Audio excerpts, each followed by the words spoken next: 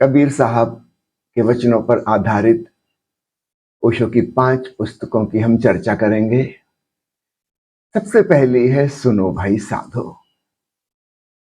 सामान्यतः ऐसा लगता है कि एक साधारण संबोधन है, सुनो भाई साधो, जैसे हम किसी से कहते हैं कि मेरी बात सुनो। नहीं, इतना साधारण संबोधन नहीं है, वरना ओशो इसे अपनी किताब का शीर्षक न चुनते। इसमें 2 बातें छुपी हुई हैं। एक तो कबीर साहब जब संबोधन करते हैं, कभी भी कहते हैं भाई, अर्थात साधारण जनों से बात कर रहे हैं। कभी कहते हैं साधो, अर्थात साधना करने वाले साधु से बात कर रहे हैं। कभी कहते हैं संतो, अर्थात जो संत हो गए, सिद्ध हो गए, उनसे बात कर रहे हैं। कभी कहते हैं लोई, अपनी पत्नी का नाम लेते हैं, क्योंकि कुछ ऐसी बात बताने जा रहे हैं जो बहुत आत्मीय है, निकट है, उनसे ही कही जा सकती है। और कभी कभी तो कबीर साहब खुद को ही संबोधन करके कहते हैं। अब ऐसी बात है जिसको कोई समझ ही नहीं पाएगा, बस कबीर खुद ही समझ सकते हैं, तो किससे कहें। तो पहले तो इस बात का ख्याल रखना, जो अलग अलग संबोधन है वो अलग अलग प्रकार के लोगों के लिए हैं। जब कह रहे हैं सुनो भाई साधो, इसका मतलब साधना करने वालों से कह रहे हैं। उदाहरण के लिए यह पद देखिए, रस गगन गुफा में अजर झरे, बिन बाजा झंकार उठे जहां, समझ परे जब ध्यान धरे, बिना ताल जहां कमल फुलाने, तही चढ़ हंसा केली करे, बिन चंदा उजियारी दर से, जहां तहां हंसा नजर परे, 10वें द्वारे तारी लागी, अलख पुरुष जाको ध्यान धरे, काल कराल निकट नहीं आवे, काम क्रोध मद लोभ जरे, जुगत जुगत की तृषा बुझानी, कर्म धर्म अधुव्याधि तरे, कहे कबीर सुनो भई साधो, अमर होए कबहू न मरे। अब इस पद में बड़ी गहरी बातें कही जा रही हैं। रस बरस रहा है, गगन है, गुफा, सहस्त्रार इत्यादि रहस्यों का वर्णन है। ये साधारण आम व्यक्ति से तो नहीं कही जा सकती। वो इनमें से क्या समझेगा कि बिन बाजा झंकार उठे जहां, अनहद नाद गूंज रहा है जहां, कि बिना स्रोत की रोशनी है, बिन चंदा उजियारी दर्श है। आम आदमी से कहेंगे, वो समझेगा कि कबीर साहब का दिमाग खराब हो गया है। ये साधु से कह रहे हैं, जो ध्यान में डूब रहा है वह समझ सकता है। अजहु मोर कहूं न मरे, जिसने अपने भीतर के अमृत चैतन्य को, साक्षी को पहचान लिया, वो समझ जाएगा। निश्चित रूप से शरीर तो मरेगा, लेकिन भीतर अविनाशी साक्षी है, वह कभी नहीं मरेगा। फिर समझना कि हमारे भीतर जो जानने की इच्छा होती है वो कई प्रकार की होती है। उससे भी साधु का अर्थ समझ में आएगा। पहला है कुतूहल वाले लोग, जैसे छोटे बच्चे होते हैं ना, कुछ भी पूछते रहते हैं और इनको इतनी भी जिज्ञासा नहीं है कि उत्तर सुनने के लिए रुके। अगर आपने उत्तर दे दिया तो ठीक, नहीं उत्तर दिया तो दूसरा प्रश्न, तीसरा प्रश्न, चौथा प्रश्न, कुछ भी पूछते जा रहे, पूछते जा रहे। वो बच्चा भी अभी भाषा बोलना सीखा है, वो प्रैक्टिस कर रहा है पूछने की। कुतूहल, जस्ट क्यूरियोसिटी। कोई वास्तव में कुछ इच्छा नहीं है कि किसी चीज को जाने। आप विस्तार से उसको समझाने मत लगना, वो सुनेगा ही नहीं। बस पूछने के लिए पूछना था, मतलब कुछ था नहीं। इससे थोड़ी गहरी होती, जिसको हम कहते हैं जिज्ञासा। अब सिर्फ कुतूहल नहीं है, वास्तव में जानना है। जानने के लिए मेहनत करने तैयार है, श्रम करने तैयार है, अध्ययन मनन करने तैयार है, सोच विचार करने तैयार है। जिज्ञासा, बौद्धिक रूप से ज्ञान इकट्ठा करना है, अपनी स्मृति के कोष को बढ़ाना है, भीतर वो जो चित्त की संपदा है उसमें वृद्धि करनी है। फिर इससे और गहरी है, जहां पर साधना करनी है, शिष्य बनना है। अब सिर्फ बौद्धिक जानकारी और सूचनाएं इकट्ठी नहीं करनी है।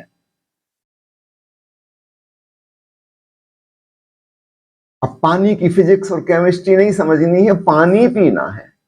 प्यास लगी है, मर रहे हैं, ऐसे आदमी को हम बताएं कि फिजिक्स में ये फार्मूला होता है, केमिस्ट्री में पानी H2O होता है, वो कहेगा बकवास बंद करो, मैं मर रहा हूं, मुझे पानी चाहिए, पानी के बारे में ज्ञान नहीं चाहिए। ऐसा व्यक्ति साधु है जो साधना में लग गया, अपने को रूपांतरण करने की प्रोसेस में निकल पड़ा। इसके आगे फिर है मुमुक्षु। अब सिर्फ जानना ही नहीं है, वही हो जाना है जिसको जानने की इच्छा है। ब्रह्म को ऐसे नहीं जानना है कि मैं अलग बैठा हूं, ब्रह्म अलग है। नहीं, अब ब्रह्म होकर ब्रह्म को जानना है। ये और बड़ी गहरी बात है, बहुत गहरी बात है। स्वयं को खो जाना होगा।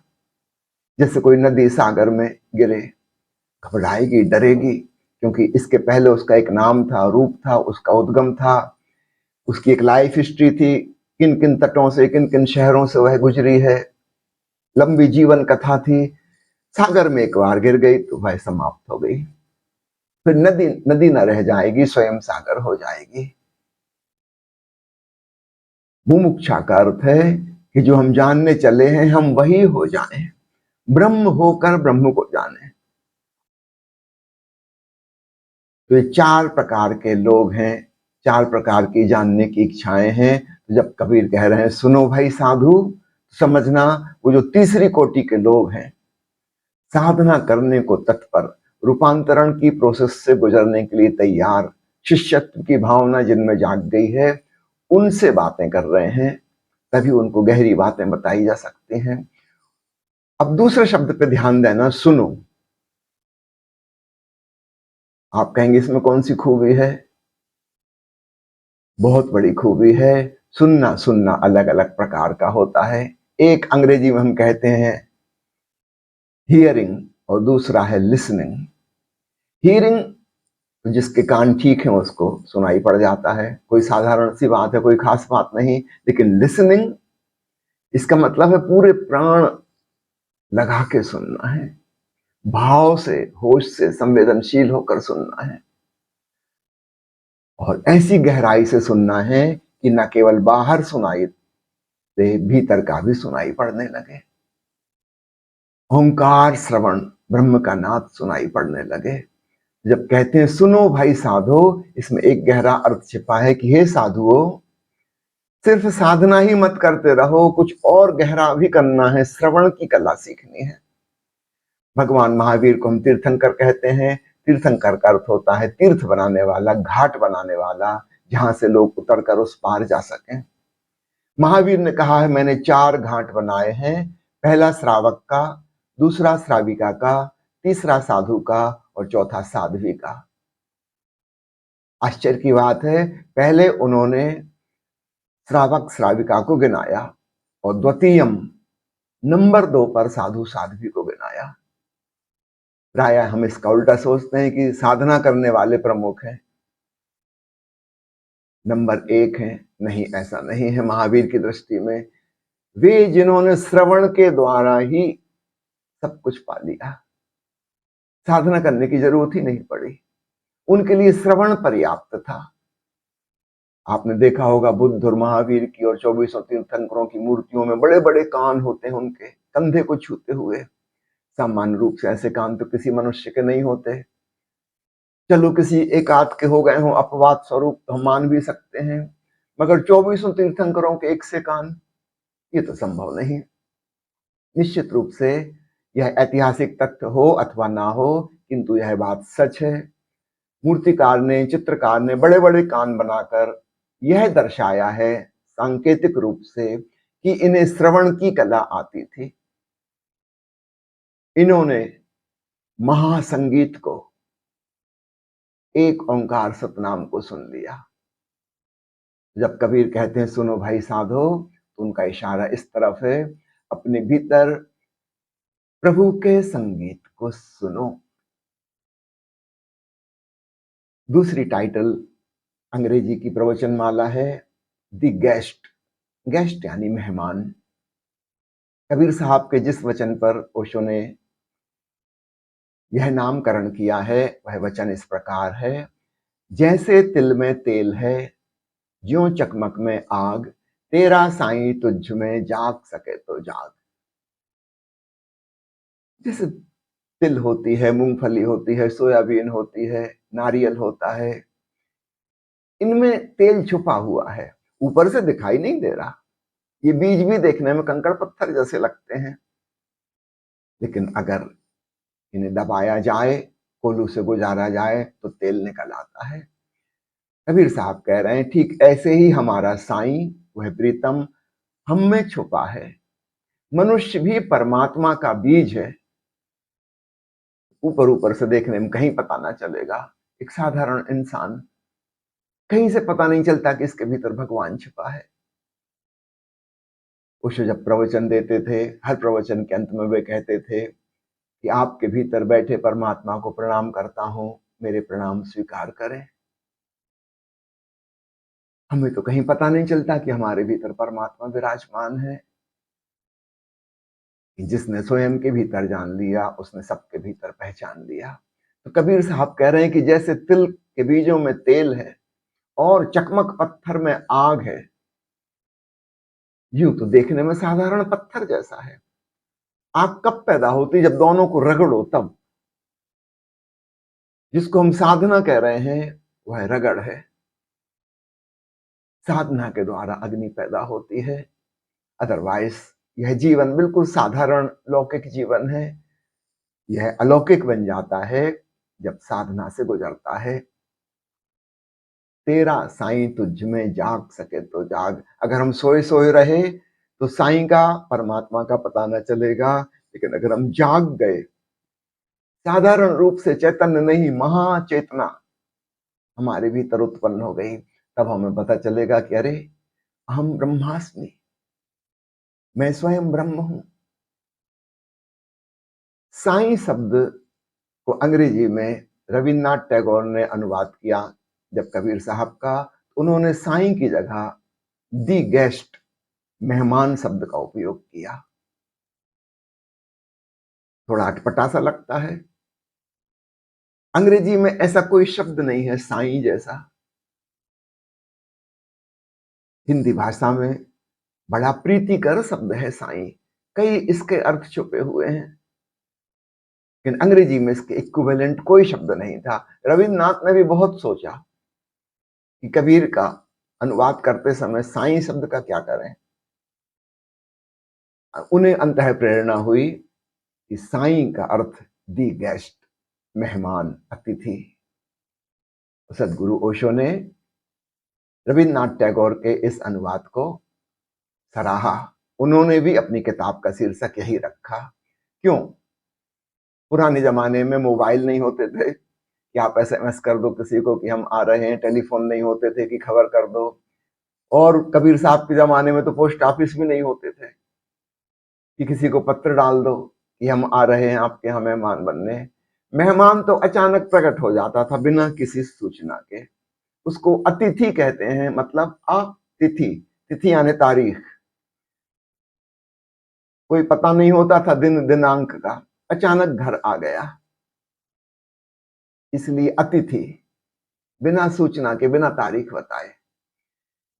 जब हमारे भीतर चकमक से वह आग पैदा होती है, वह भी अतिथि है। जब भीतर तिल से वह तेल निकलता है, हम भी आश्चर्यचकित हो जाते हैं कि अरे यह क्या हुआ। अचानक परमात्मा रूपी मेहमान प्रकट हो जाता है। तो साईं के लिए रविन्द्रनाथ ने दी गेस्ट शब्द का उपयोग किया अंग्रेजी में। हम परमात्मा के बीज हैं।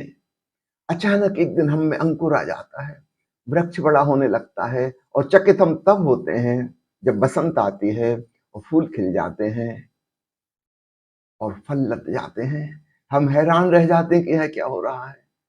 मैं एक साधारण इंसान, कभी सोचा भी ना था कि मैं भगवान, अकल्पनीय था। तो परमात्मा अतिथि के रूप में प्रकट होता है। एक दिन पहले कली नहीं थी, रात में कली आ गई और सुबह सूरज आने पर फूल खिल गया और सुगंध बिखरने लगी। और 10 साल से यह वृक्ष खड़ा था।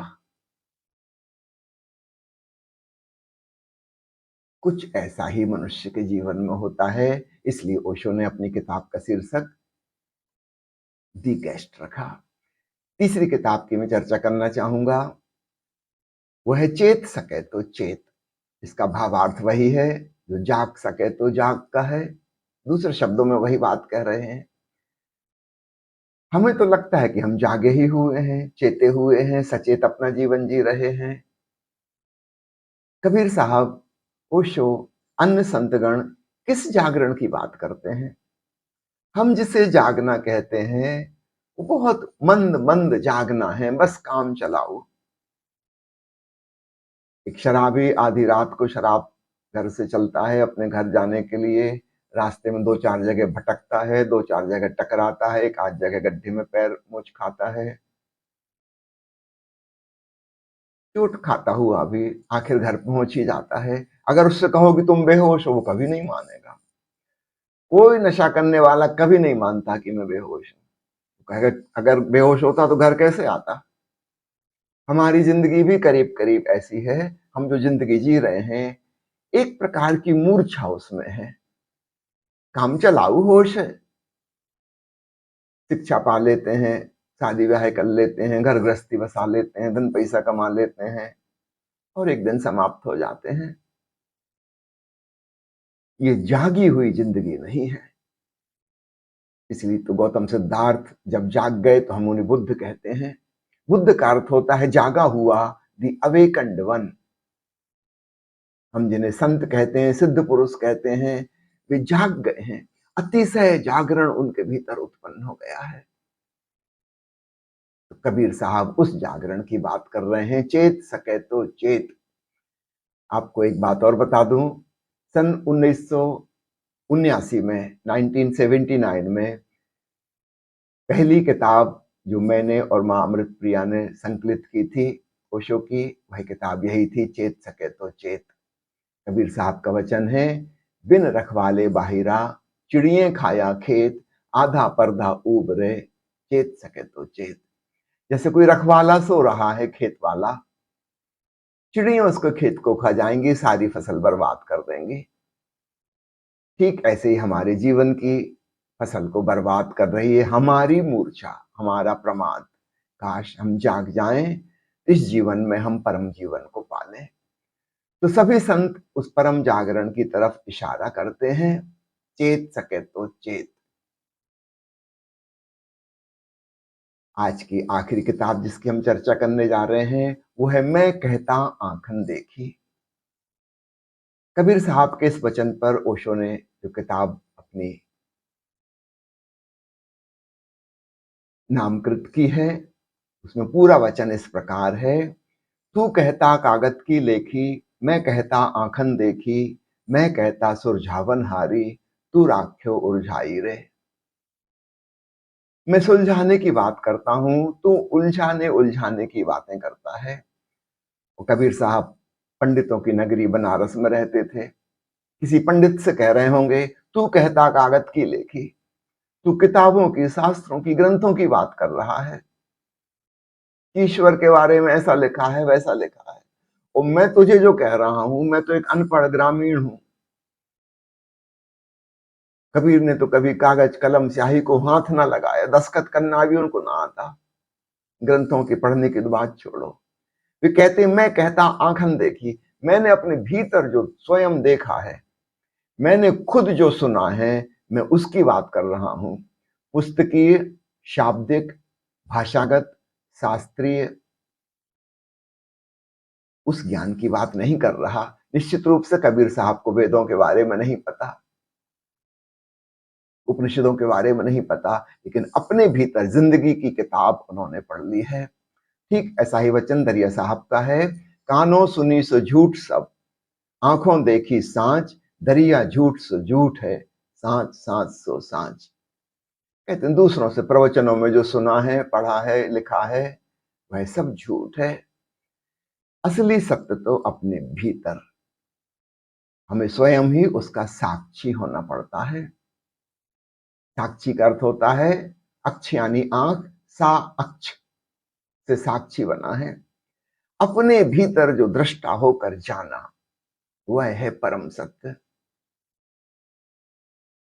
ये जो किताब है मैं कहता आंख अंधे ओशो की, ये एक बहुत ही विशिष्ट किताब है, क्योंकि पब्लिक स्पीच नहीं है। कोई बड़ी भीड़ के आगे ओशो ने व्याख्यान नहीं दिया है, बल्कि मुश्किल से 10-15 मित्रगण बैठे हैं, उनसे बातचीत कर रहे हैं अपने बैठक कक्ष में, अपने बेडरूम में बैठ के। 10-15 लोगों के साथ हुई बातचीत है, और विशेषकर उस समय के प्रसिद्ध अभिनेता थे महिपाल। शायद आपने नाम सुना हो। 70 के दशक में अधिकांश धार्मिक फिल्मों के हीरो बना करते थे महिपाल जी। वो ओशो के शिष्य थे, और उस किताब में जो प्रश्न पूछे हैं उनमें से अधिकांश सवाल महिपाल जी ने पूछे हैं। चर्चा करते हुए तीर्थ का रहस्य, मंदिर का रहस्य, तिलक टीके का रहस्य, और बात चलते चलते पिछले जन्म पर आ गई। ओशो ने अपने स्वयं के पिछले जन्म के बारे में संक्षेप में बताया, कैसे उनकी हत्या हुई थी पिछले जन्म में, उसका क्या सदुपयोग हो गया इस जीवन में। बड़ी गहन सूक्ष्म रहस्यमयी बातें ओशो ने बताई। ये सब आंखों देखी बातें हैं, और बहुत अंतरंग मित्र जो इंटीमेट फ्रेंड्स हैं उन्हीं से बातें की जा सकती हैं। ये पब्लिक स्पीच नहीं है जहां आम आदमी हर कोई सुनने चला आया है, उससे बात नहीं हो रही है। इतनी गहरी बातें उसे नहीं बताई जा सकती। तो मैं कहता आंख अंधे की एक अद्भुत किताब है। इसके शुरुआत के 5 प्रवचन पहले गहरे पानी पैठ नामक पुस्तक में छपे थे, जो बाद में मैं कहता आंख अंधे में संकलित कर लिए गए हैं।